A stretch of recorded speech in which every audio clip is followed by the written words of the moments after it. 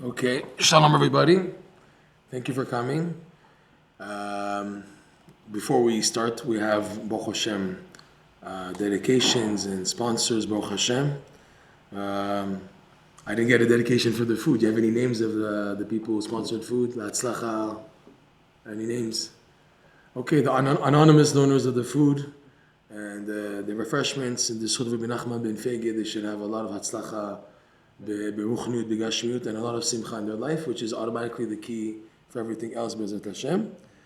And a big thank you to Rav Lati, Uri Lati, thank you so much for using this beautiful show to teach Rabbi Nachman. Who would imagine that Breslev that until now we were on the side, and to have a beautiful show like this to give a shiur in the words of Rabbi Nachman is unbelievable. Tiskene mitzvot kodara for us to use the place. And also for Refuah Shelema, the class is dedicated for Refuah Shelema of Miriam bat Shoshanna Shaindel, in the Schut Rabbi Nachman ben Fege, Refuah Shelema for Ata Nefesh V'Ata Guf.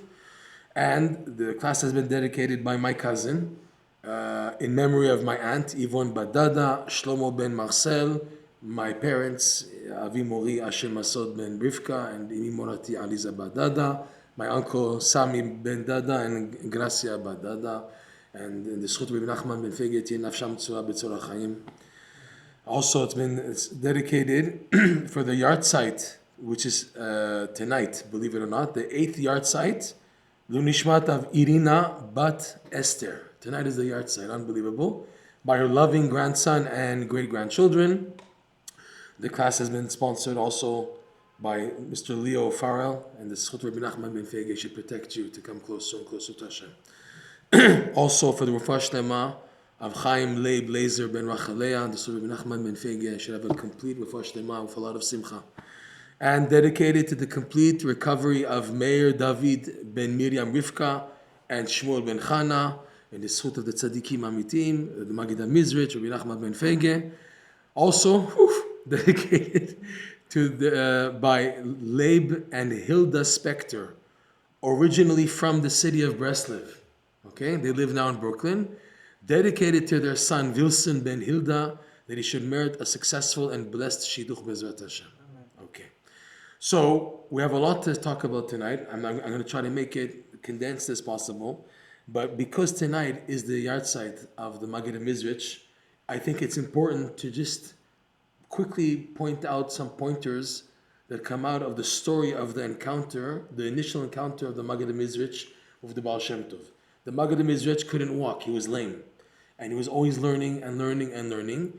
And he wasn't into Chassidus. The Baal Shem Tov had just come out to the world, and he was into learning and he wasn't interested. But the Magid's father was interested in the Baal Shem Tov. He started traveling to him, and it was changing his life. And he was telling to his son, who was such a Talmid Chacham, maybe come with me, come, He said, Abba, I respect you and I have the obligation to respect you, but, I want to learn Torah. And it's traveling, it's Bitul Torah. He said, you're right. But one Shabbat, he came back from the Baal Shem Tov, and he says, that's it. You're going to gain so much. Enough is enough. I order you, based on Kibud Avayim, that you come with me to the Baal Shem Tov. He said, okay, you're ordering me on the mitzvah commandment of respecting the parents. I have no choice now, okay?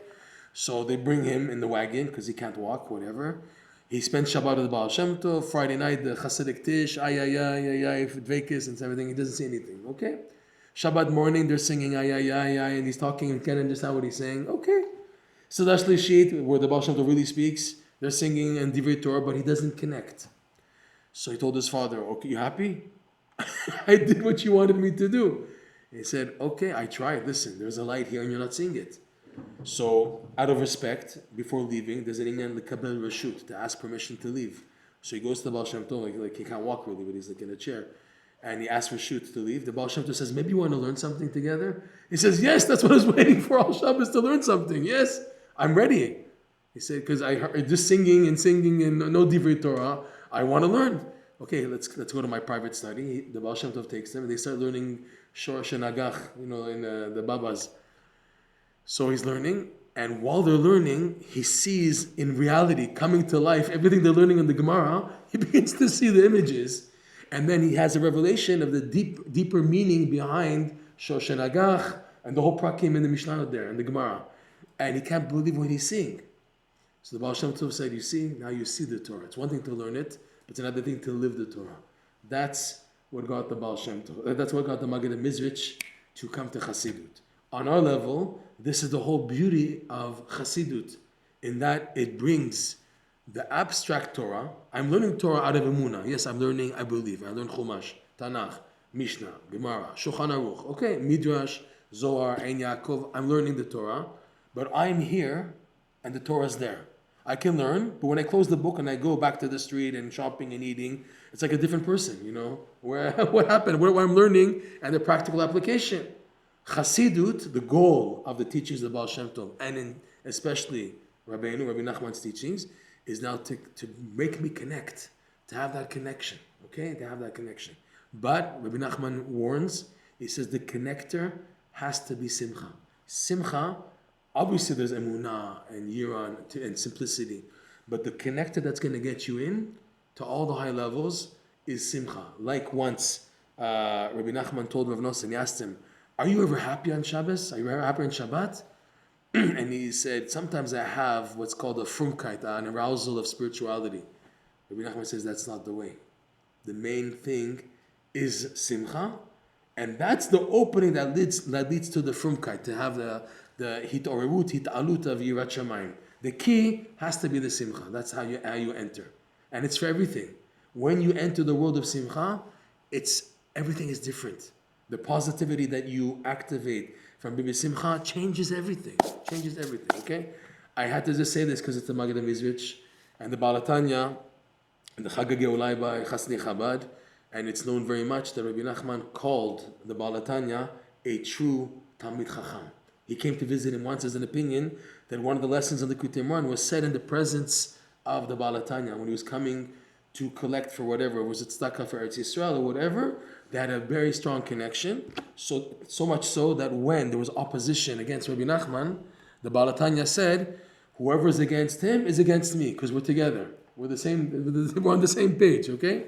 So these tzaddikim, there's schut tonight, and we're having a class on that. This day is pretty special, Baruch Hashem. It should activate and help us to be b'simcha. Okay, that was all introduction. I'm going to tell you what's going to happen tonight, B'ezrat Hashem. I'm going to speak for about 20, 30, maximum 40 minutes on the introduction leading to the main topic of the class tonight, which is serving Hashem b'simcha, okay? Followed by a workshop, which is going to be about 5-10 minutes. This has never been done in the history of Breslov, what we're doing. It's an experiment, B'ezrat Hashem. It should be something very, very, very special, B'ezrat Hashem. And the goal of the class is to get to this workshop, B'ezrat Hashem, okay? But before that, I have to tell a joke, as usual. I have some good jokes. The problem with my jokes is that they're getting old. They're so good, I say them over and again, but, that doesn't lose. And there's people who haven't heard these jokes, so we will start with that. There was an Israeli Baal Tshuva in Israel, and when he became religious, when he became frum, his parents disowned him. They didn't want to take a part in his life. They didn't want to help him, no support, nothing. And he went to an Israeli yeshiva for Baal Tshuvas, and he's learning, and also he started shidduchim, and he got engaged, and now he has to get married. But his parents don't want to help with the chasana, with the chatuna, no, nothing, and he's all alone. And he's never in his life been to North America to start collecting tzedakah for the wedding. What in the world? So I went to the Rosh Hashiva. What am I supposed to do? I don't know how to collect money. I never left Eretz Yisrael. What do you want from me?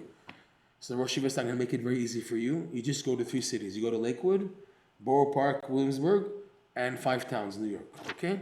You go to Lakewood, you tell them, I'm an Enikl, I'm a descendant of the Vilna Gaon. They'll give you tzedakah. You go to Borough Park, Williamsburg, you tell them, I'm a descendant of the Baal Shem Tov. They'll give you tzedakah. You go to 5 towns with a bit more, young Israel, modern type of it. You say that you're a convert, they'll give you tzedakah. They like converts, okay? No problem. So he gives them a number of a driver. The driver says, En Baya, I pick you up. Newark Airport, En Baya, En Baya, En Baya. I'll pick you up, no problem, okay? So he says, yeah, Lakewood, Borough Park, Williamsburg, 5 towns. Yes, no problem.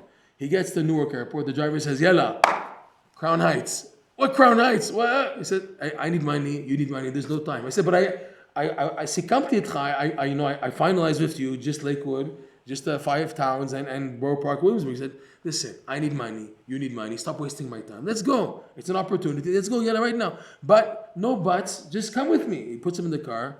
and you go to Crown Heights. What am I supposed to say to the guy? What am I supposed to get to the guy? You're stupid. You don't know. You knock on the door and stick out your hand. What? What's the problem here? But, no buts. Yalla. He stops the car in the first house. Yalla, get out, go, knock on the door.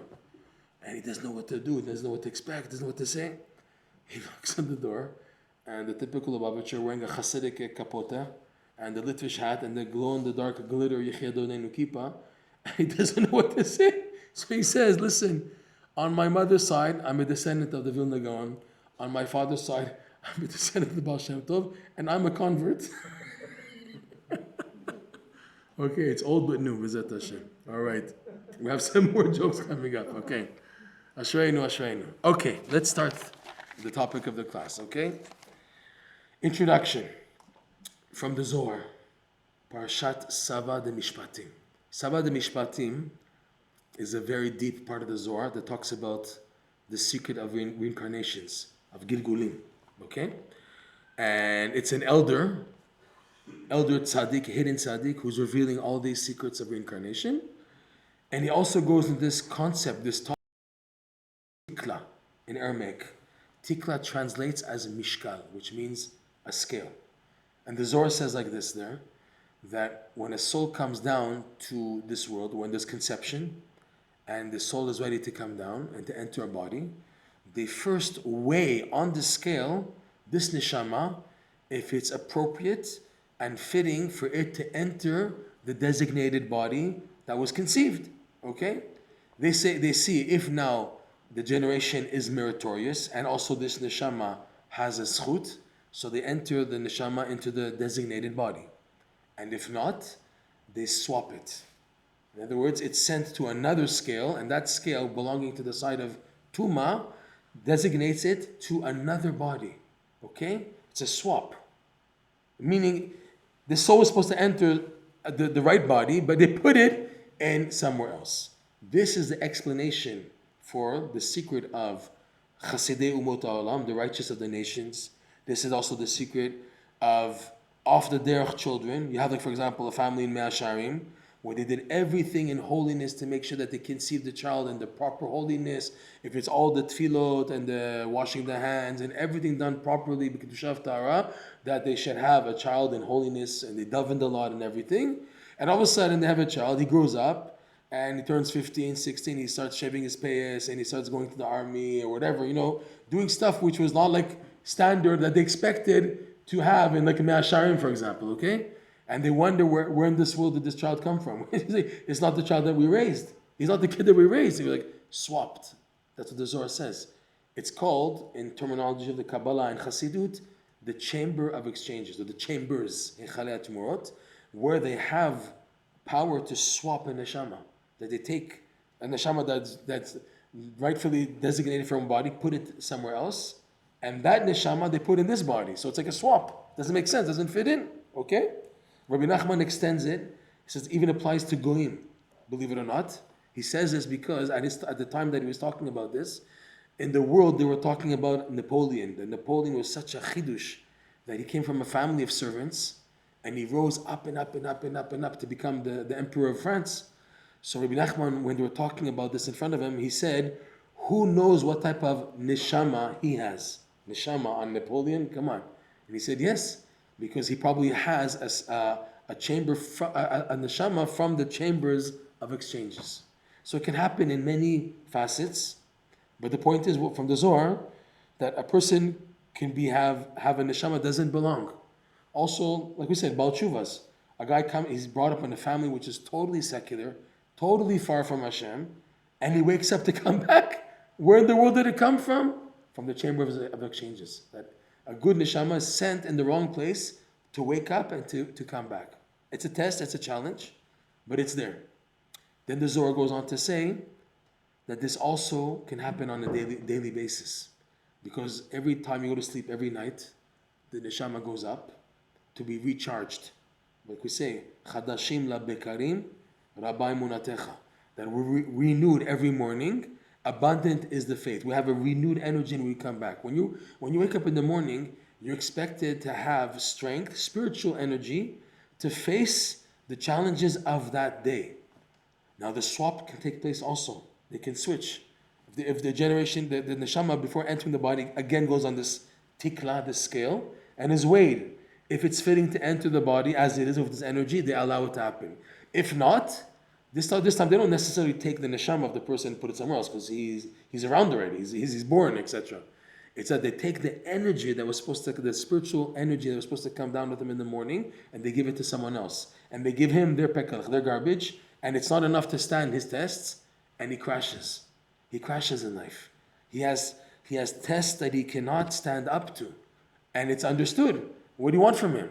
I come back to my body in the morning. I was expected to be recharged, re-energized with strength to give me in the challenge, to have free will, to now face the daily challenges of today, and I don't have them. It's like telling a guy who they cut off his arms and legs and say, okay, climb the wall. What do you want from me? You make it impossible. And it's true, it is impossible. Because now it was taken from him the strength and ability to face these challenges. So based on this, yes, we're faced, because of the chambers of exchanges, we're faced with tests that we cannot handle, and it makes sense. Be sad, be depressed, be broken, because you can't make it, okay? It's true. This, Rav Nosson explains, Likutey Halachot, Rabbi Natan explains Likutey Halachot, is the source of why people are stuck in lusts, in desires, and they're stuck in a vicious cycle of ruts, of ta'avot. If it's smoking, if it's drinking, if it's food, if it's whatever, people are stuck and they can't get out because they feel, I don't have the way to get out of this. It's like a vicious cycle. How in the world am I supposed to get out of this? Okay? This emanates from the chambers of exchanges. And it's not fair. On one hand, it's not fair, but at the end of the day, Hashem orchestrated this behind the scenes. So the question is, what am I supposed to do? What am I supposed to do if I have challenges which are above my level? And it's like I'm facing a boxing match and I know I'm gonna fail. I know I'm gonna be knocked out. How in the world am I supposed to make it in these challenges? So Rabbi Nachman reveals that you have no choice but to build a source of simcha from nothingness, from an area that's fake, that's not real. You have to borrow simcha from there and make it a reality, make it a real means of being happy. This, Rabbi Nachman says, is what a person has to use fake simcha and turning it into true simcha. And he gives about approximately 5 examples, 5 types of fake simcha that you can use and make that as a source of true simcha. And when you have that, you're in a good place now in life. We'll go into this further soon. But the list of the 5 is number 1, telling jokes. That's why it's so important. Mila de shtuta, acting silly, telling jokes. I have one more good joke, okay? This should be a very good joke, B'ezrat Hashem. There was a Jew living in Moscow in the time of Stalin, the time of the KGB and the communists. And he was putting out secretly, how do you say, pashkavidia, the papers, propaganda against Stalin, against the government, against the communists. And they couldn't catch him because he was so smart. He knew how to do it that they couldn't catch him. And in the meantime, he bought a parrot, a talking parrot, and he trained the parrot to say, wow, I hate Stalin, in Russian, of course, right? So he has this parrot, and he's putting out the propaganda against the government. And one day, he gets a phone call from the KGB, and they say, oh, we heard from you, you're putting out good stuff. We want to check it out. We're coming by you in 10 minutes. And he's flipping out. 10 minutes are going to be by the door. So he starts destroying all the proof that he has of writing propaganda against Stalin, against the government. He burns it. He goes to the bathroom, puts it, flushes it down the toilet. Okay, whatever he can destroy, he destroys. And he's looking at the house, and he sees the KGB coming out of their car with their boots, and they're walking upstairs to the 2nd floor, and they're already knocking on the door. And he's looking. Oh my God, the parrot! Oh, the parrot! The parrot is going to say, I hate Stalin. That's it, I'm finished. And they're knocking on the door already. They're knocking hard, So he doesn't know what to do. He takes the parrot, he puts him in the freezer, and he closes the door in the freezer, okay? And he's standing by the door. They come in, and they search his house for about an hour. They're looking, and they don't find anything. They see standing by the freezer. So what are you standing? Move. They push him away from the freezer. They open the freezer. They see a parrot inside. They take him out. The parrot says, I love Stalin. Baruch Hashem. All right. So this is an example of telling jokes, okay? And even if it's stupid and it's silly, but it puts a smile on your face, okay? Sometimes the joke is so stupid, but at least it got you to smile, right? Everyone's smiling. Okay? That is what Rabbi Nachman says you have to get to. It's relieving. It brings you, it helps prepare you to bring you to a good place, B'ezrat Hashem. That's why it's so important to tell a lot of jokes. Rabbi Natan, he writes to his son, he says, don't learn from the other Breslover Hasidim who walk around with a serious face and they're very serious. That's not the way I received from Rabbi Nachman. I received the way from Rabbi Nachman is to be happy, and by the way, to have yahrtzeit Shemayim. But the main thing, he says, you have to walk around with a smile on your face, okay? I remember Breslov elders that I knew, if it's Rav Nachman Burstein, Alav Shalom, always with a smile. Unbelievable. These people, they were always walking around with a smile. It was amazing. You just want to be next to them. They're always smiling, no matter what. While they're walking, they're just smiling to themselves even, okay? That's amazing, amazing. So this is the idea of telling jokes, number one. Number two, put on music. Put on music. Why go to work on the news today? Bombing in Gaza, bombing there in Berlin. But why this negativity? Why? Just put on Yaakov Shweki, put on some good music. Put on something that gets you to boogie in a good mood. Okay? It changes the whole day. No, I have to hear the news. I have to see what's happening. Yeah, but you're ba'atzvut and it's going to make you more ba'atzvut. So what did you gain? Okay? It's a big thing to have music in your day. It's a big, big thing. I gave a class last night in Englewood, okay? And the hosts, they're very quiet and everything. I said, this is not good for the class. Can we put up some music? So we put on some good music, whatever it was. And I just saw them change. I said, whoa, this is good music. And they were in such a good mood. And as soon as they were in a good mood, the guests started to come. But there was like an uplifting feeling, and you felt it in the air. What music does. Plus, move around, dance. You know, in Breslov synagogues, they dance every morning after Shacharit and every evening after Arvit. Every day, except for Tisha B'Av, of course, and Yom Kippur, there's no time. But every day there's a dance. They start the day with a dance and they end the day with a dance right after the evening prayer and the morning prayer. And it takes you away. It really, really lifts you up. When you start your day with a nigun, it stays in your head. And even though you're at work and this, you're just singing subconsciously from the subconscious memory, the nigun. Okay? It's a big thing to have music in your life, to move around. Someone who moves is a sign that he's happy. Someone who's like lethargy and heavy and tired and drained, that's a sign of sadness. So moving around is, Rabbi Nachman teaches, it's inducive to activate simcha, okay? That's number two. Number three is to find your good points, azamra, finding the good points, even if this good point means nothing to me. I'm suffering A, B, C, D. What does this good point do to me? Well, okay, so what? Whoopie-doo, I put on my tefillin this morning. Look what I'm going through. Okay, I went to the mikveh this morning. Okay, great, bravo. But look at me. He says, no, you have to move all the shaft of what you see and just focus on the good point and connect to it. This is my life right now. This good point is my life. That's all I have right now. I have nothing else. My life right now is upside down because of the chambers of exchanges. I have nothing to really be happy about because my shefa, the bracha was supposed to come with me, was swapped, was taken away. So I have no means to be really happy now. So he said, I have no choice but to connect to a good point and fake it to be happy about it. Yes, I put on tefillin today. Yes, I have my payout. I woke up. I said a bracha. Even though you're saying, okay, so what? Look at what I'm going through. You have no choice, but you have to connect to this in order to build a type of simcha b'ezrat Hashem. Okay, this is called a zamra, and it's a training. The more you focus on the good point, the more you have a chance of getting out of the negativity that you've fallen into because of the swap of the chambers of exchanges. Okay, this is number three. Number four is hoda'ah, to give thanks. It's one thing to find a good point. And it's another thing to give thanks for it. To give thanks to Hashem for all the things we have. The basis of the day, the beginning of the day is what? Modeani.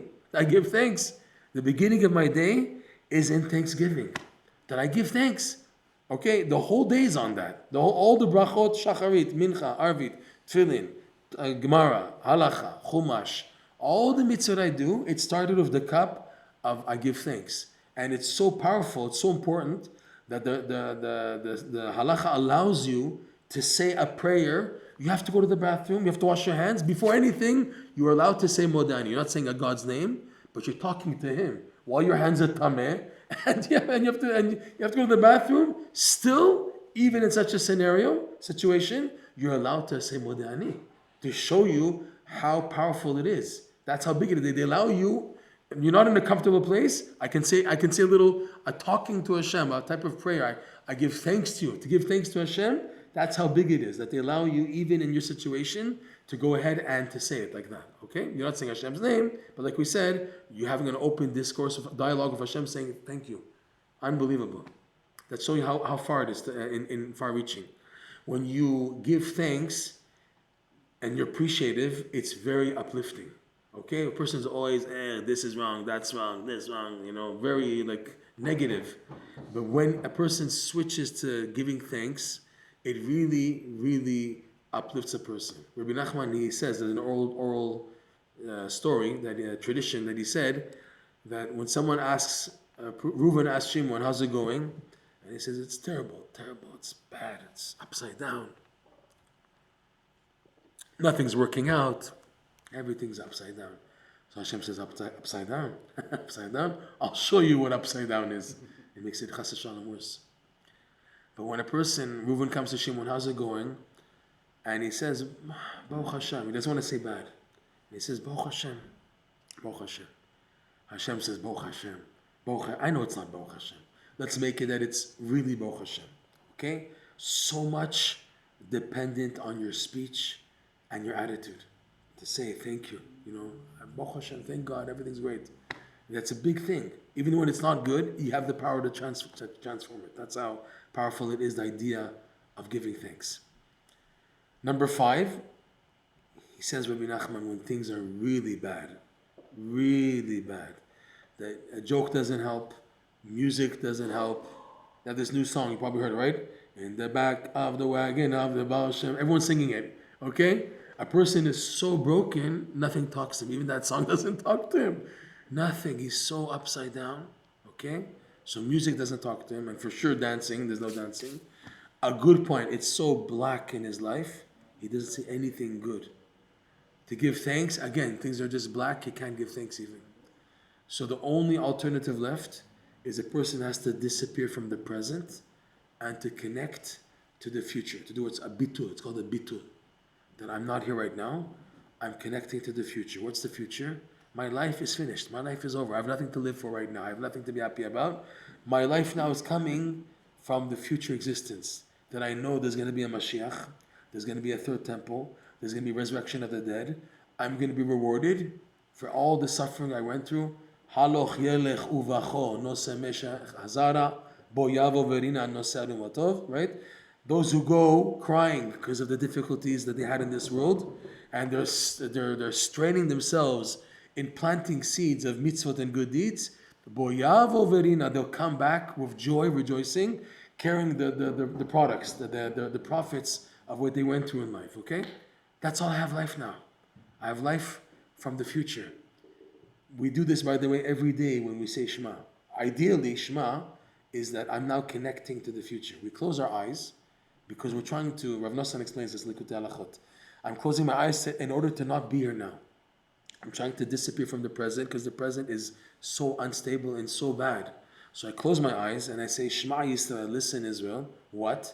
Hashem, who is Elokeinu. In other words, the duality I see in Hashem. That there's sometimes Hashem is with me kind, like a father. Rachamim, Yud Kevav Ke is Rachamim. But there are times where he's Elokeinu, he's Lord. He's tough with me.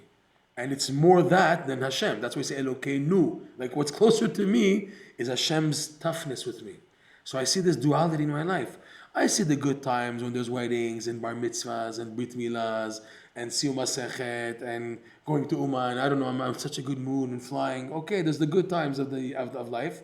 But those are very few. It's a lot of Elokeinu, a lot of difficulty and this and that. What's my belief? What's my hope? That Hashem Echad. That I know that in the future, it's only Yud Kevavke, it's only Hashem. Even the Elokim is Echad, okay?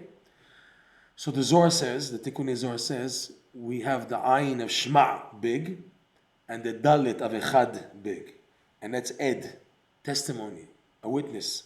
I'm testifying that I believe that it's going to be good. That Hashem Elokeinu, that it's all is good, all is amazing. I don't see it, but I believe in it, and I know in the future it's going to be revealed how Hashem Echad, okay? So the Zohar says, Tikkun Zohar says, now, take the letters left. So it's Shema, Shin Mem from Shema, and Aleph Chet from Echad, joined together, spell Esmach. I will be happy. In other words, I'm borrowing happiness from the future and drawing it into the present.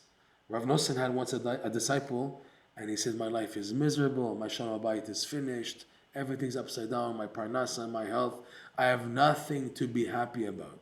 So Natan said to him, borrow it. You have no choice but to borrow from the future and draw that into the present. In fact, it's another lesson, in the Likutey Moharan, lesson Reish Nun, 250, that when a Jew does that, when a person connects to the future, and then you come back to your reality, you disappeared for a while, you did what's called this bitul, and you come back to the present, you actually draw upon yourself Yeshua, salvation from the future, and draw it into the present, because it's called the Geula Shelema. Why is it called Geula Shelema, the complete redemption? Because it's so complete, you can chip from it, and it won't take away from it. It's still complete. So you chip pieces from the future Geula, bring it to the present. He says in that lesson that whenever Hashem wants to help a person and give him salvation, it's drawn from the future redemption going into the present. Okay?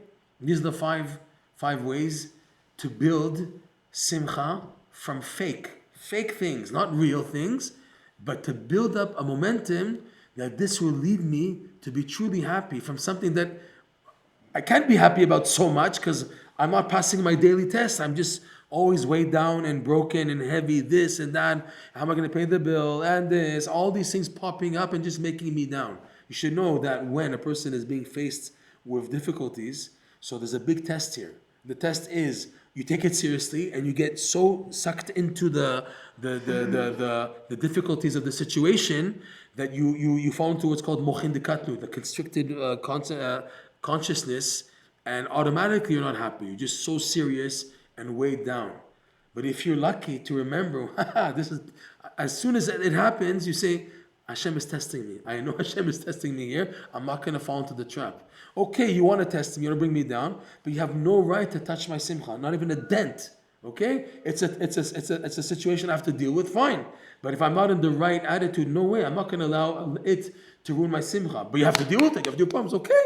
But let me be in the right attitude, the right mindset. More than this, when you are in the right mindset, you see this a lot happening in life. It's unbelievable.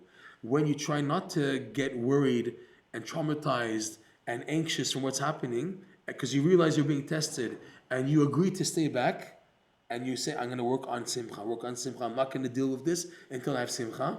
What happens like 90% of the times, all of a sudden like a phone call comes, oh, it's okay, we took care of it. It's no problem now. And things begin to work on their own because you did the right thing, which is to step outside and to work on being positive and not being drawn into it. Most people, they forget because they think, I have responsibility. I have to take care of the wife and the kids and the family and this and that. So I have to do this. So if that's the case, I have to be serious. And I have to be serious. I have to be heavy and down. And my simcha is now dented. But if you're wise, you say, I know I'm being tested here. You have to realize in life, all the tests are in light of the big picture of the 5,000, 6,000 years that we're waiting for Mashiach, B'ezrat Hashem eventually. You're 50, 60, 70 years, whatever it is. All the tests you're going through is not now a permission for you to fall into the trap. I have to do this, I have a responsibility. You have to realize that your life is part of the bigger picture, and in the bigger picture, Hashem wants you to be b'simcha. He wants you to be positive and pass the test. Why say, oh, I have responsibilities, therefore I have to be serious? It's not enough people are serious on the bus. Every time you go on the bus, everyone's Tisha B'Av. Not one person is smiling on the bus or on the train. Everyone is like, and I have to add to that also? But I'm a Jew. I have something special that the world was created for me and have a responsibility to fix the world. And if now I get sucked into whatever else is and all the difficulties, everybody has difficulties. Jew, non-Jew, everyone has them. But now I have to give the same response of being heavy and Tisha B'Av and negative. No, I'm looking from the broader picture that I have to fight against this. And when you do, B'ezrat Hashem, you activate an opening. Something similar to this idea, but not necessarily in simcha, but this idea of not getting so like involved in a responsibility in a situation. Like the car breaks down, okay, so called AAA, or this and that, and things are just trying to weigh you down. And they were trying to get you. You're trying to be good, and all of a sudden you get another phone call or another this, and they're doing their best, whoever it is in Shemaim, to make you down, right? So Rabbi Natan had a disciple, Rabbi Moshe Breslever. Rabbi Moshe Breslever, he called himself Breslever. His real last name was Lubarsky, because he was so dedicated to following Rabbi Nachman's teachings, okay? And he was very dedicated to Rabbi Natan. So he came home one day, and burglars broke in and stole everything. The expensive stuff, the candlesticks, the Kiddush cup, silver, okay? The first thing he didn't like go, oh, the police, we have to go call the police, and he started going into panic. The first thing he did, he went to the set of Likutey Halachot, Rabbi Natan's discourses on Shulchan Aruch, right, from the spiritual dimension. He opened the laws of Gzela, of Gneva and Gzela, being robbed, and he tried to see, Hashem, why did you do this to me? He tried to see from a deeper perspective, why is this happening to me? And he's reading and reading and reading. And in the meantime, while he's reading, the police on their own initiative came to him, bringing back everything that was stolen. They caught the robber by themselves. No interaction with him, that is to file a report, file a claim, nothing. On their own. Oh, we caught the burglars who robbed from you, and here's all your stuff returned. Okay? He did the right thing. That's how it is in life. Okay? We're talking now from the perspective of simcha. He was from the perspective of emunah, fine. But the idea is, when you do the right thing, and the right thing in life is not to fall in the trap of the stress and the anxiety, and that leads to eventually being serious and depressed and sad and worried, and the person now begins to wonder, why am I smoking one cigarette after the next? Why am I now overeating because of all my worries? That's not going to happen now, because I'm now going to be calm and try to be besimcha. Okay? This is the test of life. So now going back to what we said, when the chambers of exchanges steal from you what was yours, so you feel like I have nothing to be happy about. So here, like we said, Rabbi Nachman says you have to build a fake simcha. Fake and make it a real thing to be happy about. Yeah, but it's not with my situation. It doesn't matter. Disappear from your situation. Take your mind out of it. Don't let it weigh you down. And use a fake simcha to generate a true simcha in you, a true happiness. When you do that, he explains, Rabbi Natan, that you're able to smash the klipa that swapped your good, and to extract it and bring it back to you. The reason why they do that, explains Rabbi Natan, in the Likutey Halachot. The reason why they do this swap is because their whole nourishment of the evil comes from you being sad. Okay, atzvut, sadness, is the key for the nourishment and existence of the evil. Evil builds off of you being negative, okay, and sad and depressed. If you do that, they say, bravo, great, keep it up, keep on being down and heavy, and you're feeding them.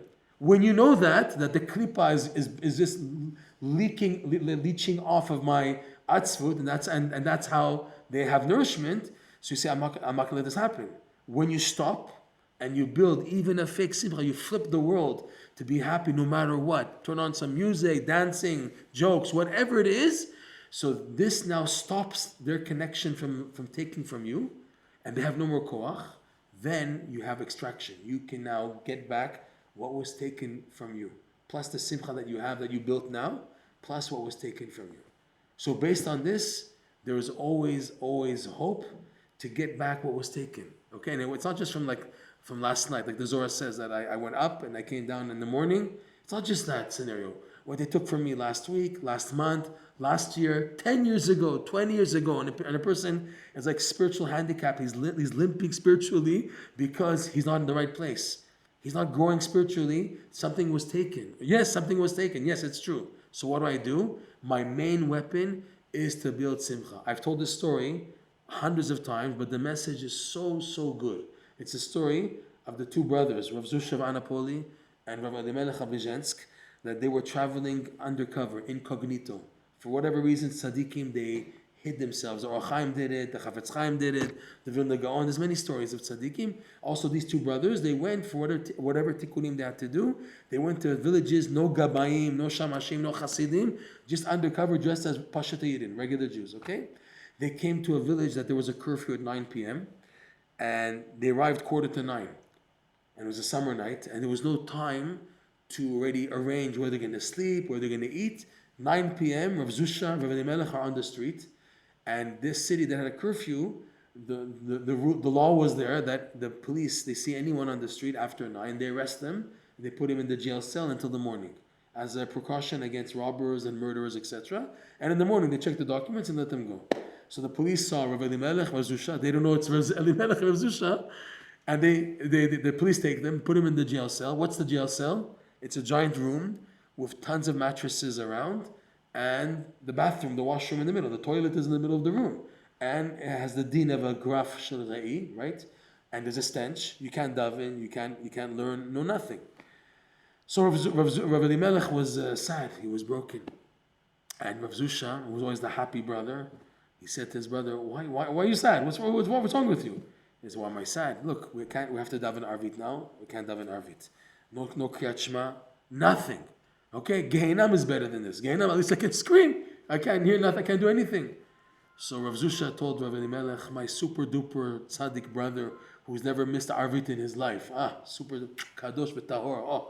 Maybe Hashem did this to you in order that you can fulfill the halacha in a different way. What's the halacha in this case? It says in Shoshanna, when you're in such a situation, what do? You can't daven, and now it's about to it's about to be time for the morning already. So you're going to miss now arvit, no kriyat shema, nothing because of the smell and the toilet in front of you. The halacha says, you say in your heart, Master of the universe, I want to do your will, but I can't because of the situation I'm in. Let it be considered as if keilu, as if I said arvit, I said kriyat shema, and the halacha says you are rewarded as if you got the mitzvah. So my super duper brother, don't you think Hashem wants you to do the mitzvah like this? So if that's the case, why are you sad? You have to be happy with the situation. Hashem sent you, and He wants you to serve Him like this. He said, you're right. What am I being so low? He said, you're right, let's dance. And they started doing their Hasidic jig. Here's one more joke. At Hasidic weddings, when they dance, they go like this. You know why they go like this? Because they're unscrewing the light bulbs. That's why they're doing like this.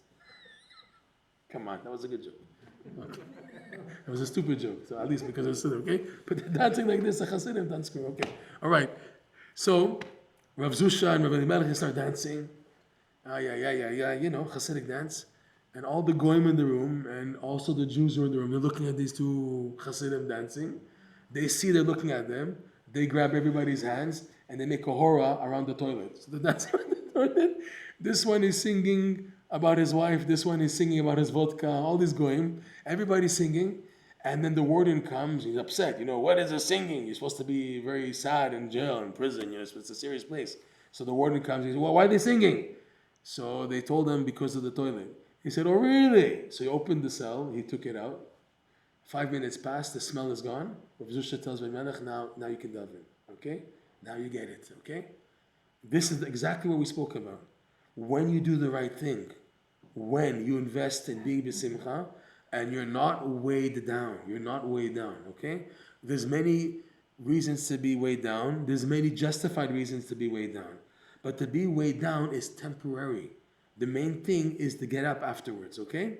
They have a story in Breslov that at the time when the Breslov Hasidim were being made fun of, taunted, I guess it's also today a little bit, but it was more back then. And there was a Breslov Hasid who slipped and fell in the mud, in the ice. And the mitnagdim, they said, you fell because you're a Breslover. That's why you fell. And he said, no, I fell because of my sins, and I'm getting up because I'm a Breslover. Okay? We say in Breslov that we drink 7-Up. 7-Up, Sheva Yipor Tzadik, Vakam. We drink 7-Up in Breslov. I drink Diet 7-Up, okay? But everyone drinks 7-Up, okay? That's the drink.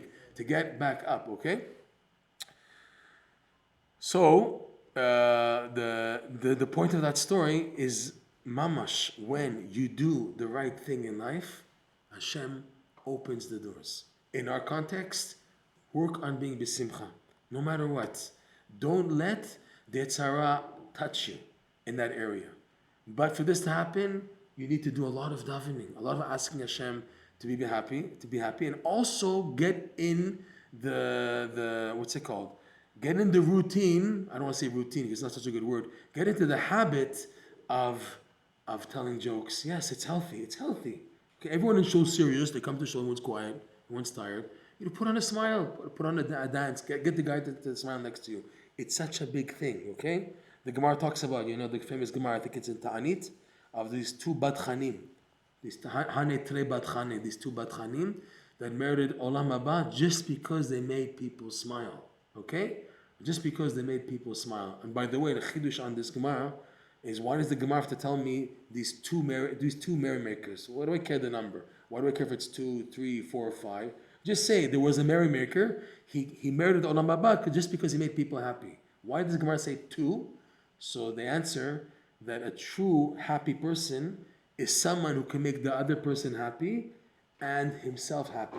Because as we know, the majority of comedians in the world, by the secular world, the biggest people are depressed who commit suicide. If it's Robin Williams or somebody else, I don't know. But the ones who are the ones who commit suicide are the comedians. They make everyone else laugh, but their lives are messed up. By Jewish standards, a true badchan is I can make the other guy happy and I can make myself happy. That's what the Gemara has the diuk of too. Okay. So basically, we covered the topic of the class tonight, that a person has to invest in simcha, and it's psukim non-stop. Ivdu et Hashem besimcha, right? All the psukim in Kabbalat Shabbat, for example, Friday night, you have non-stop psukim of simcha, simcha, simcha, simcha, simchut tzadikim Hashem, non-stop. Parashat Kitavo, by the way, the curses, Parashat Kitavo, 98 curses, okay? And it says there in Parashat Kitavo, why these curses? What does it say there? Tachat asher lo avadata et Hashem elokecha besimcha uvtuv levav. The Torah says, it's not a Hasidic Shavort. The Torah says, you know why you're getting punished? Not because you didn't serve me, because you didn't serve me besimcha. Because Hashem knows when you're doing things out of fear and out of I have to do it, when things get pushed to shove, you drop it. And Hashem knows that. If now you develop being appreciative and happy and you value, thank you, I got to put on tefillin this morning. Thank you, I woke up. Thank you, Dinatina. And you're happy about it. Again, it doesn't come overnight. But when you are very frequent and habitual in being positive and being happy, it comes to you. It transforms you. Okay, that was the class. We now have a workshop.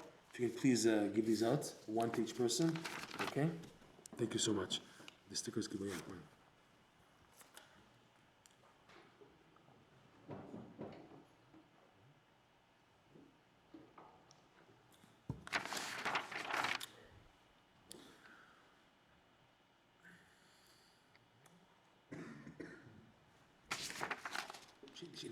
She needs a paper.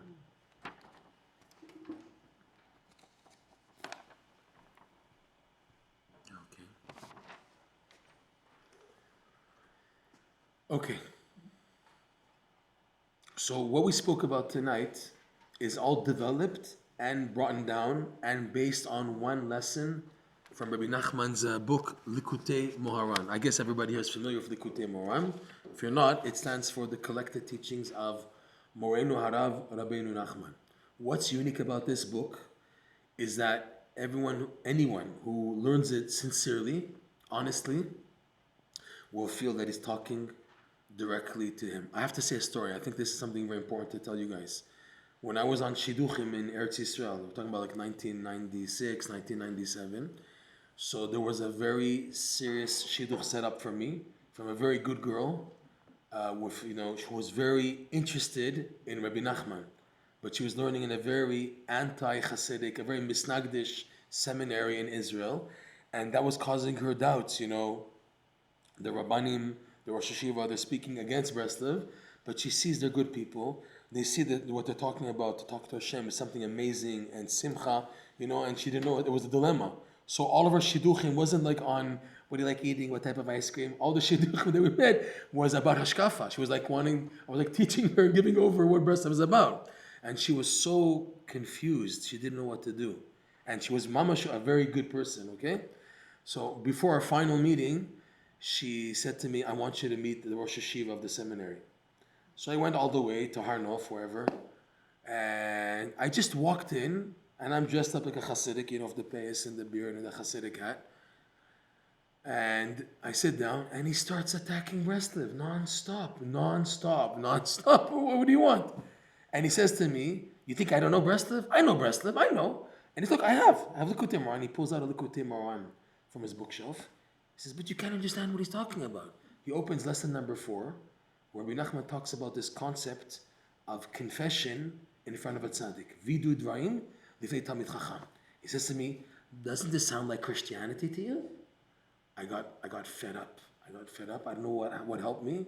I opened up to him Rabbi Natan's introduction to the Likutey Moharan. Rabbi Natan says 4 times in the introduction, he says, someone who's not looking for the truth, lo yu'ilu dvarim elu. This book won't help somebody who's not looking for the truth. I had chutzpah. I showed him. He's a Rosh Hashiva. I said, look, you're not looking for the truth. This book won't talk to you. Okay? And he said, I'm not leaving Breslev if you feel the shidduch is not good. And then it didn't work out. Baruch Hashem, whatever. But just to show you that Likutey Moharan is a fascinating book, but it requires that a person has honesty and sincerity, and he's open to look. He's open for Hashem. Open for that. I'm not now constricting myself. I want Hashem in my life. I want to come closer. With that attitude, the book opens up, and it's unique. In general, Chassidut is like that, but in particular, this book is so unique in that you feel he's talking directly to you. Now, this is true about the entire Torah, Chumash, Tanakh, Mishnah, Gemara, Shulchan Aruch, Midrash, Zohar, Kabbalah, whatever you're learning, that tzaddikim, they have the capacity that they can see everything. The Torah is opened up to them, and they can see the personal meanings and everything. That's the greatness of tzaddikim. However, the average person doesn't have that. And in the context of Likutey Moharan, Rabbi Nachman is lowering himself to you. He's bringing to you the highest possible capacity of insights to enlighten you, and he's bringing it to you on a silver platter. That's what's unique about this unbelievable sefer, okay? This is Likutey Moharan. What we spoke about tonight, like we said, is a development of just one lesson. Lesson 24, where the main theme is how simcha is the key to get out of the chambers of exchanges that we spoke about. These are 2 main topics of that lesson. There's many other topics, but these are the ones we focused on tonight. Now, Rabbi Nachman had a disciple, we mentioned his name a few times, Rabbi Natan or Rav Nosson.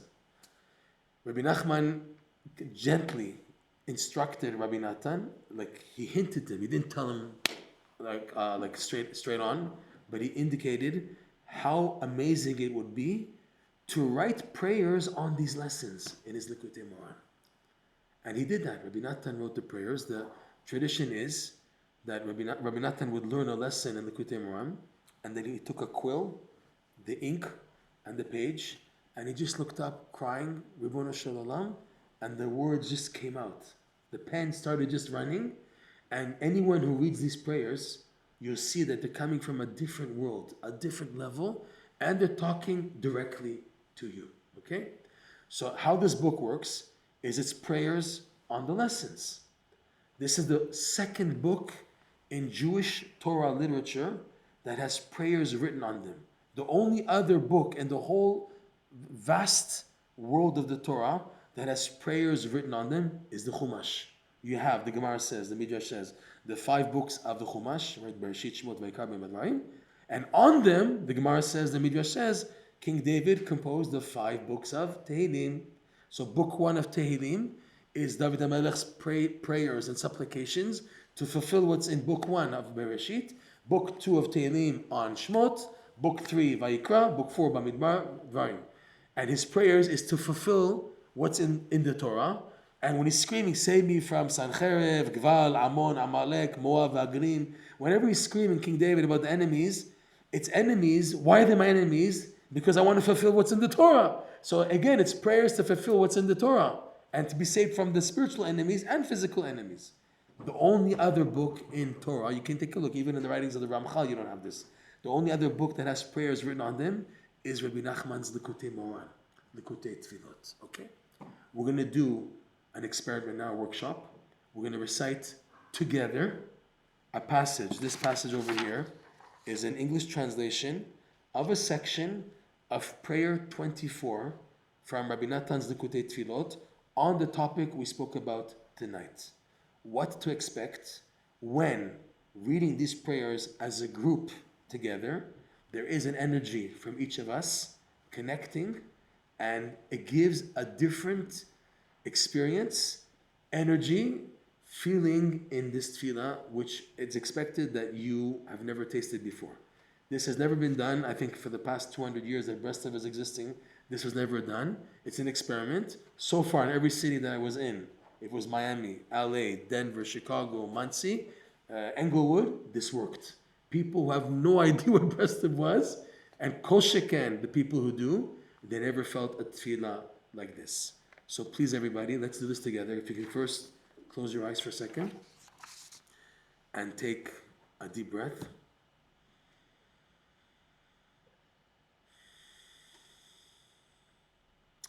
At the count of 3, let's say this prayer together. 1, 2, 3. How fortunate are we? How good is our portion? How pleasant our share, and how beautiful our heritage. How fortunate are we that, through your vast compassion and kindness, we have received your holy Torah and can fulfill your precious mitzvot, which are more desirable than even an abundance of the finest gold. I have come to plead with you, Hashem, my God and God of my fathers, to help me carry out all the mitzvot with the utmost joy. It is certainly fitting to rejoice and delight in you, Hashem, our God, whenever we have the privilege of carrying out a mitzvah. For every single mitzvah is bound up in your unity, and through performing each mitzvah, we are able to become attached to you and merge with you, Hashem. How good you have been to me in making me a Jew and not a Gentile, and in lifting up someone as lowly and needy as myself from the dust and dirt.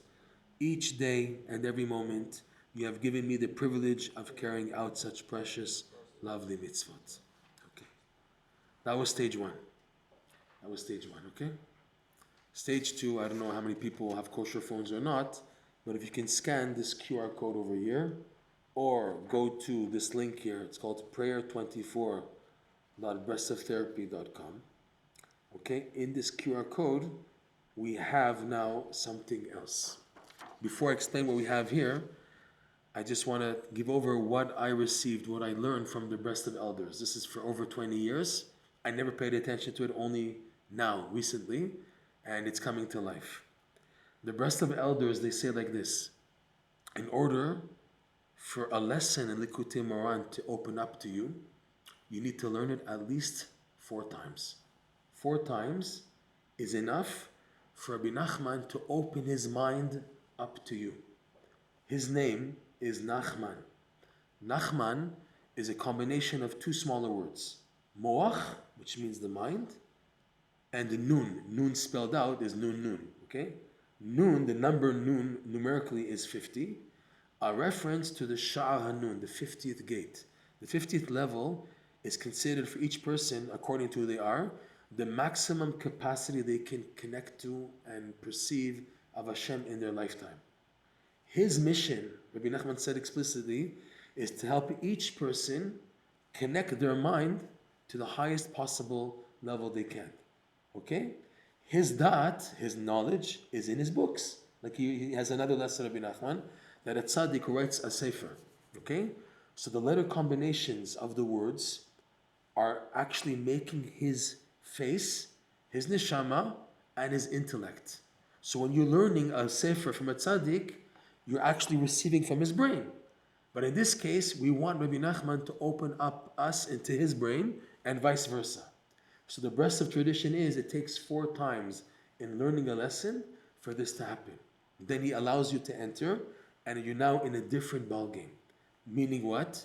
That when now the lesson begins to be internalized, you begin to see your life at a different plateau, at a different level. Until now, it's okay like everybody else, going to work, getting on the bus, buying the food, changing the diapers, and you're living your life with just like a low consciousness. When the Likutey Moharan begins to open up in your life, you have like 3D vision now. You begin to see things, oh my God, whoa, I see now the meaning and the hints, okay? On one hand, it's great. But you can't live like that. You can't be like always flying and seeing things in the spiritual dimension. I want to have it internalized. I want now not just to see these things, but I want it to be a part of me. For that, we need Rabbi Natan. Rabbi Natan's name is a combination of two other words, Nun and the letter Tav. What's Nun and Tav? Tav, Rabbi Nachman reveals in the very first lesson of Likutey Moharan, quoting a verse from Sefer Yechezkel. In Yechezkel, there's a prophecy of angels coming around and marking an etching mark on the foreheads of certain individuals, and the command from heaven is that these people have to die. So the wording of the pasuk is Vehitvita Tav, and the angels should make a marking. Tav, Rabbi Nachman says, Lashon Chakika, to engrave a mark. So Tav, the letter Tav, means engraving. So Rabbi Natan, his job as a disciple of Rabbi Nachman, as one who's trying to reflect this big light, like it says, it says in the Gemara, Pnei Moshe kipnei Chama, Pnei Yoshua kipnei Levana. Moshe Rabbeinu's face shone like the sun. Meaning what? If you look at the sun in daytime, you can't look at it so you have to put on shades, right? But the moon, I can stare at. I can see the light of the moon. The moon is reflecting the light of the sun. I can handle that. That's manageable. So too, there's Moshe Rabbeinu, who is the tzaddik. His teachings are bright. But Yoshua, the disciple, he's able to filter it in a way that it's manageable. So Rabbi Natan's job as a disciple of Rabbi Nachman is to give over in a manageable format these amazing teachings that are revealed in the Likutey Moharan, but in a way that you can internalize it. These are the prayers of Rabbi Natan. So now in this QR code, you have the entire lesson, 24, followed by the prayer in Hebrew and in English. And the second stage is to have this happen, just to learn the lesson, prayer once, a second time, a third time, even if you don't understand. Just go through it, the lesson and the prayer, lesson 4 times. Lesson, prayer in English, do it in English, okay? 4 times. At that time, after 4 times, which is really 8 in total, it's expected that the lesson will open up to you. And you'll begin to see it in your life. Changes. The lesson, the idea, the intellect of this tzaddik, Nachman, Moach Nun, and then it being inscribed, by praying about it, it becomes inscribed in your heart. This is something fascinating. I don't know how was the davening together, by the way? Was that something cool? Was that something interesting? Unbelievable. Okay? Next page, please. Page number 2. Get the first QR code or this link here, lesson24.bestoftherapy.com. If now, after tonight, you feel that this lesson is really pertaining to you, I need simcha in my life, I'm stuck. He teaches Rabbi Nachman on this lesson that when a person's stuck in life, like we spoke about, I'm stuck because of the chambers of exchanges that I don't have what I need to live and to function. So I'm really stuck in futility, really, really bad situations. My way out, like the story of Rav Zusha and Rav Elimelech, ki besimcha tetzeu. You want out? You have to work on being besimcha. Okay? The key is having simcha, and that gets you out. This pertains so much to people. If you feel that this lesson, the ideas here, talk to you, so you have this QR code, it leads to what's called a tree link, or this link here. What's a tree link? It's much easier than a website. It's just buttons, okay? You have a tree link, everything you need for lesson 24 in English. The whole lesson, translated from the BRI, Breast Research Institute, with the notes, the over 600 audio and video classes on this lesson. 600 classes, okay? Explaining every single word of the lesson, so you can understand what Rabbi Nachman is saying. This is if you want to go deeper, because breast stuff doesn't end. There's an initial level, there's another level, it goes on and on and on, and you can tap into amazing things. But the goal is to change. Rabbi Nachman said it was his wish that we learn a lesson and go over it again and again until it makes changes in you. I'm learning this lesson personally 4.5 years already. And it doesn't get boring, it doesn't get dull, it's just getting more and more exciting because every time there's a new detail that's added, it changes the whole picture. B'ezrat Hashem. And the goal is to change your simcha, B'ezrat Hashem. Okay? Number 2, I don't know what's happening in Brooklyn, how many WhatsApp groups there are for Breslev. I don't know.